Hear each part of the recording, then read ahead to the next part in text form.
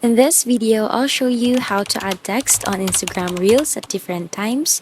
But before that, please don't forget to leave a like and subscribe to this channel. So let's start. Firstly, swipe across and make sure Reel is selected. And then just quickly record anything you want. Press next once you're done. To add text, go to the top right and tap into two A's, then tap in what you like. At the top, you can change where the text is going to appear. You can also change the color and have any effects and backgrounds. And there's also another formatting tool as well. So once you're done with how it looks, just press done and then add another text. Because we want this text to appear at different times, right?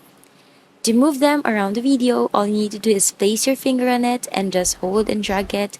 And you can pinch it to make it bigger as well. You need to tap on the text in the bottom left. When you tap on it, we're going to get our timeline and you can drag through it and see all the different layers. So find the bit of text which you want to change the duration. Once you're done, make sure you click on it like this. Then just go and use the yellow edges on each end to go and adjust when it's going to appear. So for example, I may want it this way.